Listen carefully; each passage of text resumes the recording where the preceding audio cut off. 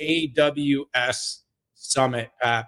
So look, a lot of content happened, and it kind of had a little bit of there was a little bit of a pre-launch because the Graviton 4 CPU was announced. It came out the day before. I came down with a little illness. I was in my room watching Matt Garman on CNBC talking about it. Great to start to see him get out there, by the way. Look forward to having him on the show. And look, AWS did the kind of most AWS thing that AWS does. They launched a new chip. It's got some great improvements on generation to generation. And they really only focused on that. They didn't talk a whole lot about how Graviton compares to other, merchant silicon that they sell. They talked a lot about, and really efficiency was the big focal point of this announcement. They talked about, I believe it was 60%, Pat, more efficient, than its previous generation. And they also, talked a lot about, the ability for this next generation to reduce carbon footprint. Now, they did make kind of a reference to non-Graviton instances. That was about as competitive as I've ever seen. But like I said, the topic was all in on efficiency. They did the exact same thing, by the way, as they ran through second generation Inferentia and Trainium chips, talking about 2 times more efficient out of their new Trainium chip and 50% more energy efficient on deep learning. Now, again, Hey, Dan, they announced this chip a long time ago. This announcement was about GA. Yeah. No, I'm just doing the check. You're talking on Inferentia Trainium or Graviton? Graviton 4.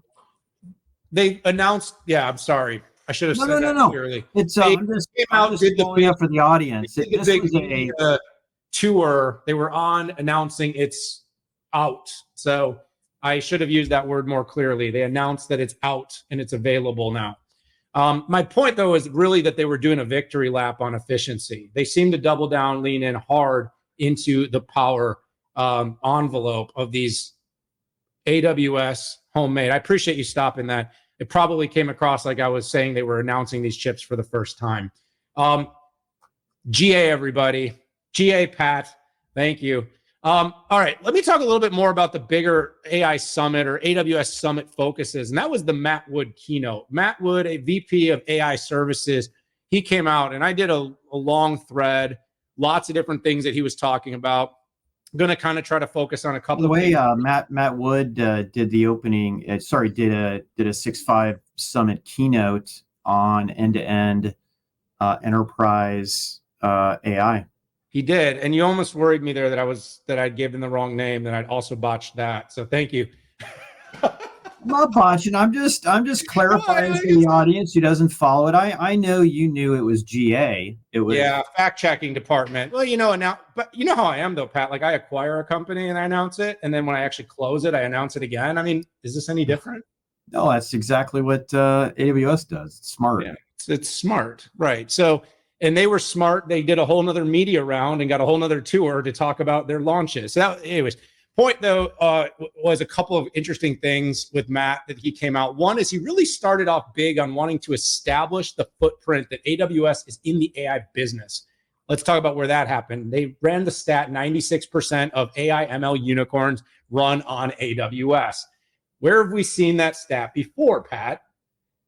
Maybe it wasn't 96, but it was some version of 90 something that has come from 97% or something. Yeah, every other provider. So it's a really interesting thing. But what I've come to the definitive conclusion is that multi-cloud is a big part of every AI strategy. They also mentioned 90% of the AI. One thing I did really like, though, is that they talked about kind of the development and build out of their services, Pat. They talked about having 326 new services that were launched. 2 times as many as they're saying as their nearest competition. Now, yeah, AWS got a little goofy with this. Not goofy. They got more like, they've always been so PC with this. They actually did a slide, Pat, where it showed the AWS list of services. And then right below it is a company one. And it was a color red, green, blue, yellow. And they were talking about how it was more than 2 times as many in the last 18 months. I mean, is this a little different feel from Matt under Matt's leadership? They're getting aggressive for sure, right? And there's a perception that they're behind. And and I like that you said that. I'm going to go quick so you can get to your stuff because there's a lot here. I'll be really a bit succinct with the rest of the stuff. I like that they pointed out training foundational models on AWS. There's only so many places this is happening, but some of the big ones: Anthropic, Mistral, Hugging Face, AWS. They also did some very exclusive fine tuning with Cloud 3. Cloud 3 is getting a lot of very important attention for its accuracy, its fidelity, its capabilities. So there's a deep partnership with Cloud, and obviously Amazon being a big investor in Anthropic. Last thing, they did a how many LLMs data point. I really like this. For everyone out there, enterprises are not going to standardize on a single LLM. Let's be very clear. Most are using 2, 3, 4, or more. They're going to use multiple clouds. They're going to use multiple LLMs. And Pat, don't be surprised if they use multiple silicon architectures to get this done. That's it? You done? I had a lot more, but we're like 30 minutes in because you were fixing your computer for the first 22 minutes of the show. I know. I'm sorry, everybody. There's a lot more goodness I know Dan had on that.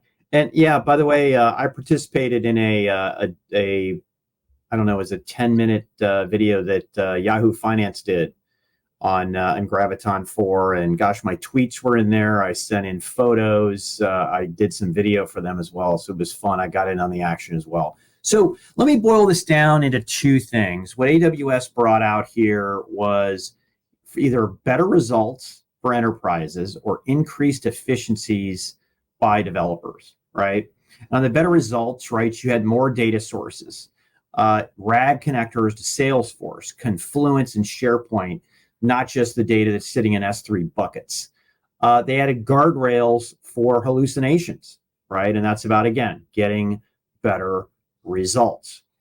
For agents, which is a new way to do an application, which is essentially an agent talking to an agent, and sometimes even creating code on the fly. And what they did is they added memory to the agent. In a very similar way, if you use OpenAI or Perplexity, it has a certain memory, and it just gives you better results. And on the increased efficiency, they added Q Developer to SageMaker. So SageMaker is the end-to-end data and AI platform, all the way to data ingest, to training, to deploying the models. And then, of course, Bedrock sits on top of it and connects it to create enterprise applications. So you can actually go in and do what you would expect, which is create code inside of SageMaker. You can have it write code to create a script to do data cleanup, as an example. So exactly what you would expect. Q, right? The competition has Copilot. Google has agents, right? What you'd expect it to do. Also, basic how-to manuals. How do I do this? And it goes in and it tells you exactly how to do something. And the second thing they added is adding Q Developer to your own code base, and with the ability to customize that, as opposed to the code that you wrote that is essentially housed and new on AWS.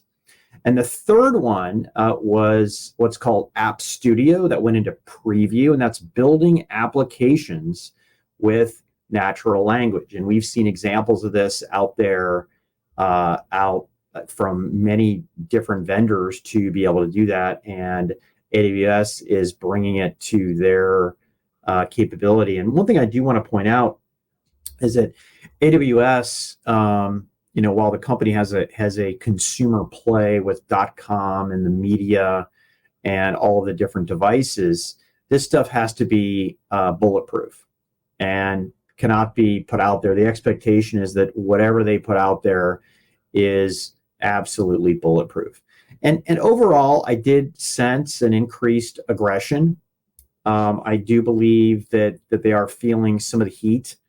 There's a couple things going on here, right? Microsoft and Azure, two things. First of all, there was a lot of people talking about OpenAI and the capabilities that were put out there and riding on top of Microsoft. Microsoft came out big time on the consumer side with Bing, and also Bing with Copilot, and then consumer Copilot that is on every modern PC out there that's updated. Microsoft also, right, did the cheat code, and I don't mean that in a bad way, is they partner with OpenAI. And then, you've got Google with, doing all their training on the TPU. Bard 1 and Bard 2 didn't come out very well. Even when Gemini came out, did not, had some mistakes and some issues. But when it was running, and it is much improved, almost every Google search, you can see some of the generative AI capabilities. And AWS doesn't have that capability yet to get all those people talking on the consumer side. So yeah, it's going to be very interesting. AWS is used to, its posture is being first, right? They were the first one who stood up cloud computing. And this is kind of a very different area for them. And it's interesting, to say the least. Yeah, there's a lot there, Pat. And I mean, we could talk more and more about Bedrock and how they're building a very open sort of platform with lots of experimentation capabilities. I mentioned services. What the real question I will ask as we head into this next era of cloud is, how much does that established market leadership and infrastructure translate to the AI era? How much do new disruptors like CoreWeave, Lambda, and others impact it? And how much does the app layer being more present in some of the others with Google and Microsoft really impact the AWS business if it doesn't all exist? Because AWS has never quite, but Q is really interesting. Anyways, we got to move on. Lots of good insights there, buddy.